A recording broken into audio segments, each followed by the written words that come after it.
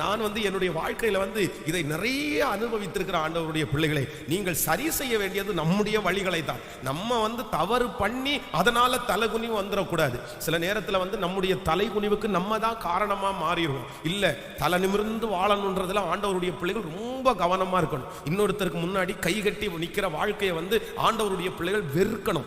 அவங்க நம்மளை கொஸ்டின் பண்றது மாதிரி, அவங்க நம்மளை கேள்வி கேட்கிற மாதிரி ஒரு நாளும் நீங்க நடக்காம இருக்கிறதுக்கு நீங்க முயற்சி எடுக்கணும். இன்னொருத்தர் சிலருக்கு அது விளையாட்டா இருக்கும். என்ன அவன் பேசினா என்ன அப்படி நினைப்பாங்க. இல்ல இல்ல இல்ல, அதை நம்ம அசிங்கமா நினைக்கணும். இன்னொருத்தருக்கு முன்னாடி நம்ம பேச்சுக்கு ஆளாயிடக்கூடாது. இந்த காரியத்தை நம்ம செஞ்சோம்னா அவனுக்கு முன்னாடி நம்ம வெட்கப்பட்டு நிற்போம், அவமானப்படுத்துவாங்க, எல்லாரும் கேள்வி கேட்பாங்க. சோ இன்னொருத்தர் நம்முடைய வாழ்க்கையை குறித்து கேள்வி கேட்கிற அளவிற்கு நம்ம விட்டுறக்கூடாது.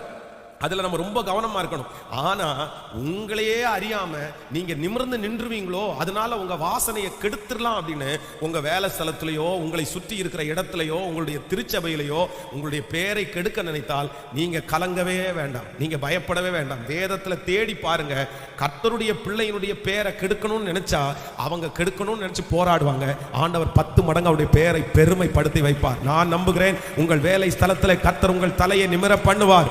அவர்கள் கெடுக்க முடியாது, உங்கள் வாசனையை கெடுக்க முடியாது.